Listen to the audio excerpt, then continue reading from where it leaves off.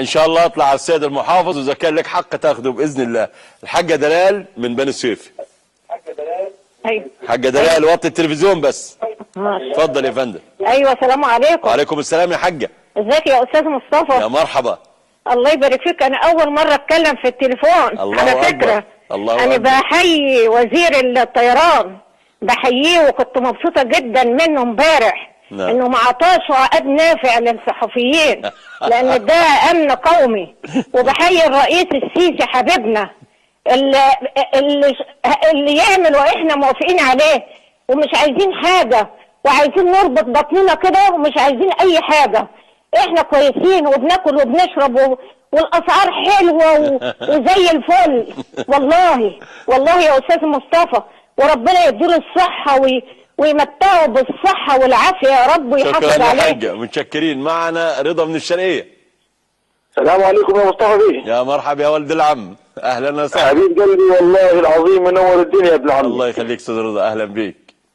انا ببعت تحيه للسيد الرئيس الزعيم عبد الفتاح السيسي وللقوات المسلحه المصريه حفظها الله ورعاها، وربنا يكتر منها في البر وفي الجو وفي كل مكان.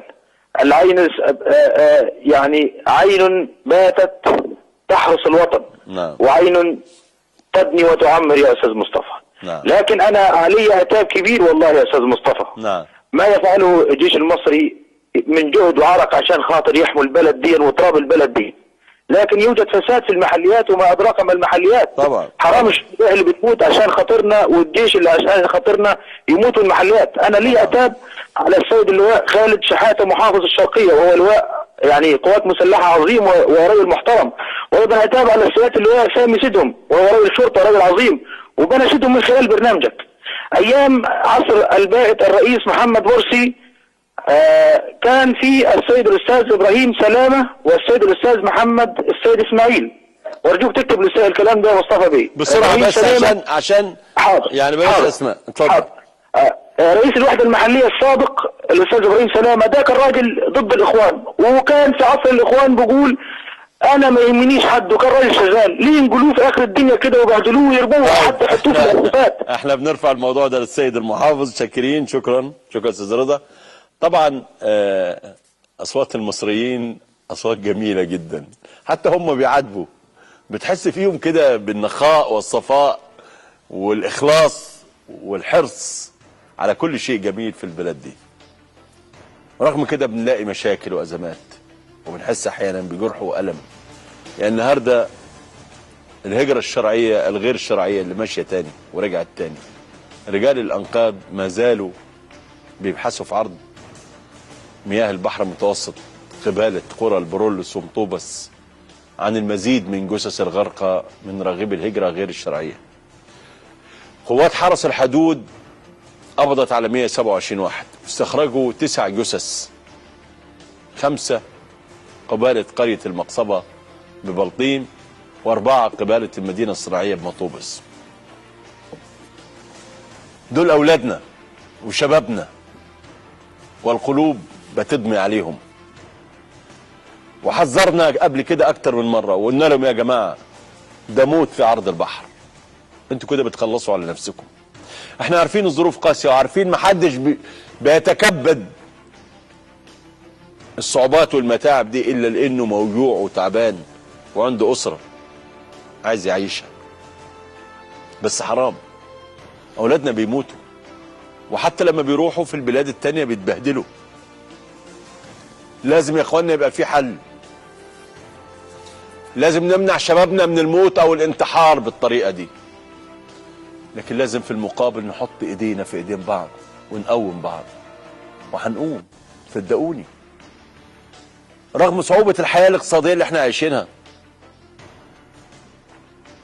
ورغم امنياتنا بان الناس تلاقي الحد الادنى من الكفاف اللي تعيش بيه، تلاقي فرص عمل تربي اولادها وتبقى تعيش زي البني ادمين اللي عايشين، لكن احنا عندنا امل في بكره.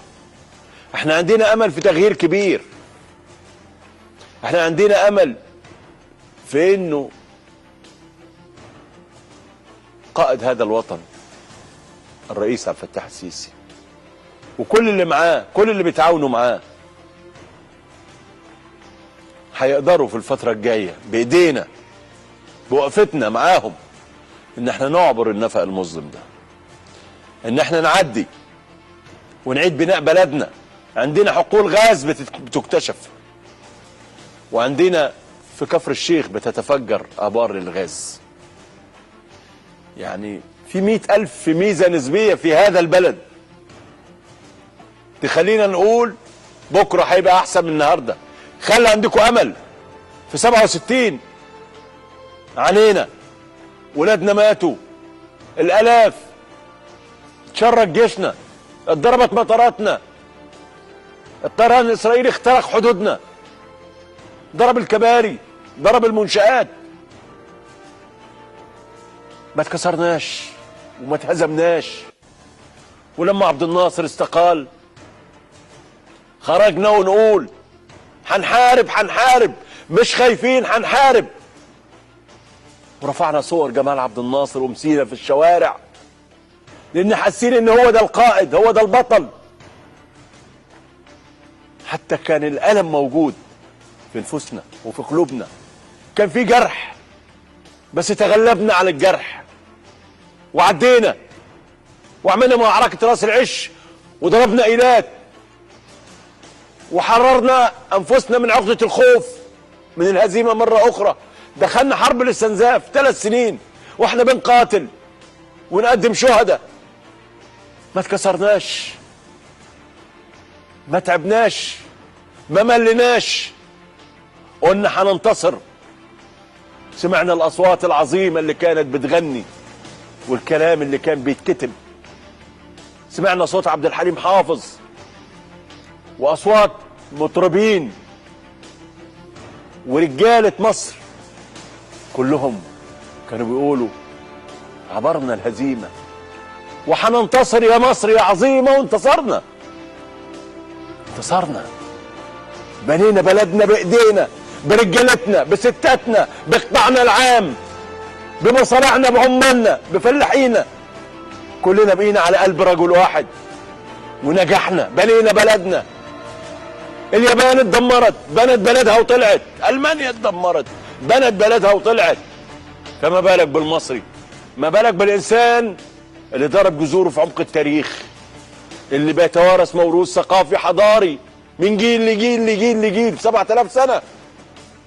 مرينا بظروف صعبة، البشر كانوا بياكلوا بعض في زمن الفاطميين، لكن قدرنا نعدي ومحدش غيرنا ولا غير ثقافتنا. لما كنا بنسمع صوت عبد الناصر واحنا صغيرين بنحس بالعزة وبالكرامة. لسه صوت عبد الناصر بيدوي في دماغي، لسه صوت عبد الحليم حافظ كأني أحفظه، كأنه كلماته كانت بتقومني على رجلي أنا وغيري من الشباب والأطفال في هذا الوقت. انتصرنا وعشان كده هننتصر بإذن الله. اتفضل يا فندم. يا استاذ مصطفى. اتفضل يا فندم. مساء الخير يا فندم. مساء النور. انا والله ليا كلمتين بمنتهى الاختصار. نعم. نمرة 1 بوجه التحية لسيادة الرئيس عبد الفتاح السيسي على متابعته وقراراته الحاسمة في الأوقات المناسبة. نعم. الحاجة الثانية بحيي شركة مصر للطيران على الإجراءات اللي هي قامت بيها، وأخص بالذكر طاقم الطائرة والمضيفات اللي الواحدة فيهم بتساوي 100 راجل من العالم الخونة اللي بنسمع عنه في كل حتة. والله يا أستاذ مصطفى، والله يا أستاذ مصطفى مضيفات أشجع من 100 راجل من الخونة. الحاجة الثالثة بس أنا ليا عتاب بسيط. نعم. ساعة الأزمة الساعة 10:30 الصبح الأخت الزميلة عندكم في صدى البلد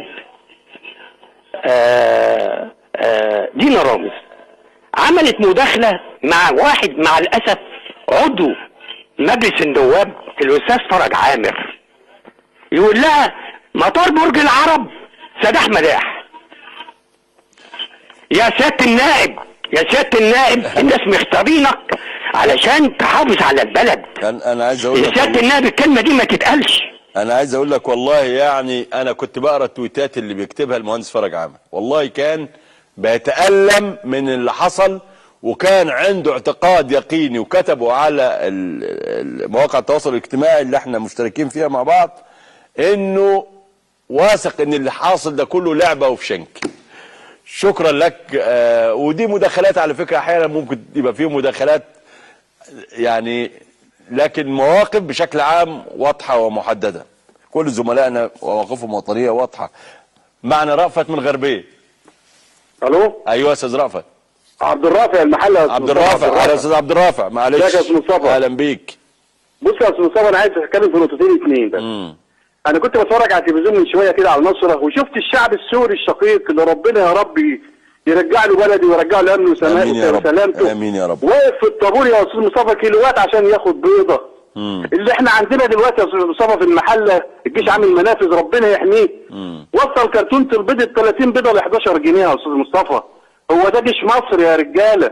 احنا لما بنشوف الشعوب دي بنقول الحمد لله. والله اقل من كده 100 مره احنا الحمد لله. نفسي يا استاذ مصطفى عايز اقول حاجه للاعلام. يا جماعه كل الدول بيحصل فيها جرائم قتل واغتصاب محدش بينشر غسيل الوسخ الا احنا ليه بنطلع حاجاتنا كده على التلفزيون يا استاذ مصطفى؟ ليه بنطلع جرايمنا؟ شكرا حاج عبد الرافع.